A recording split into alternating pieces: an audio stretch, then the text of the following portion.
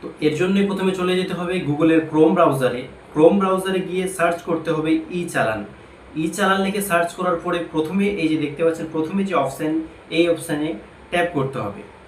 Page একটি এমন open হবে, পেজের কর্নারে পে অনলাইন বলে একটি অপশান আছে, এটিতে ট্যাপ করতে হবে। ট্যাপ করলে নতুন একটি পেজ ওপেন হবে। এখানে দেখতে পাচ্ছেন যে চালান number, vacancy number, DL number, আপনি এই তিনটির মধ্যে যে কোনো একটি নাম্বার দিয়ে আপনি চালানটি সার্চ করতে পারবেন।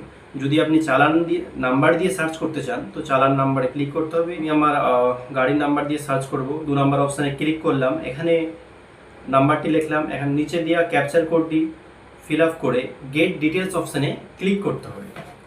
গেট ডিটেলসে ক্লিক করলে রেজিস্টার মোবাইল নাম্বারে একটি ওটিপি চলে যাবে, সেই ওটিপিটি এখানে লিখে সাবমিট বাটনে ক্লিক করতে হবে।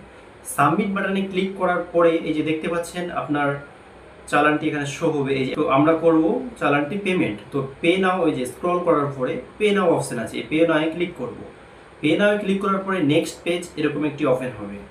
এখানে দেখতে পাবেন পেমেন্ট আইডি, অ্যামাউন্ট এবং নিচে সিলেক্ট পেমেন্ট নামে একটি অপশান আছে, এখানে ট্যাপ করতে হবে।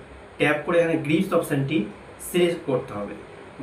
গ্রিপস অপশানটি সিলেক্ট করার পরে সাবমিট বাটনে ক্লিক করতে হবে।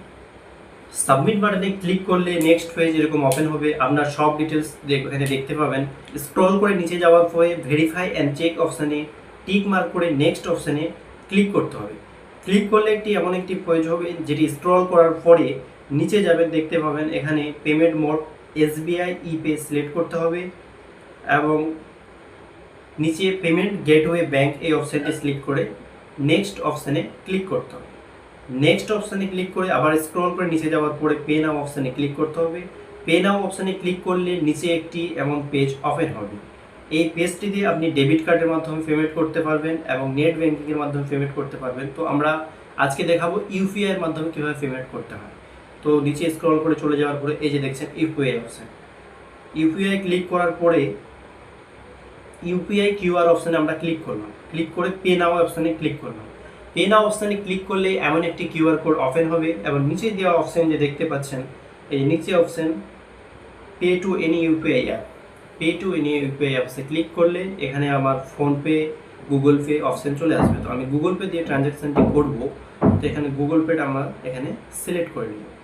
গুগল পেতে গিয়ে অ্যামাউন্টটি অটোমেটিক সিলেক্ট করাই থাকবে, এখানে নিজের পিনকোডটি দিয়ে ট্রানজ্যাকশান সাকসেস করতে হবে। সাকসেস করে ব্যাক করবেন না, রিফ্রেশও করবেন না, ওয়েট করবেন, এখানে ট্রানজ্যাকশানটি সাকসেস হয়ে যাবে।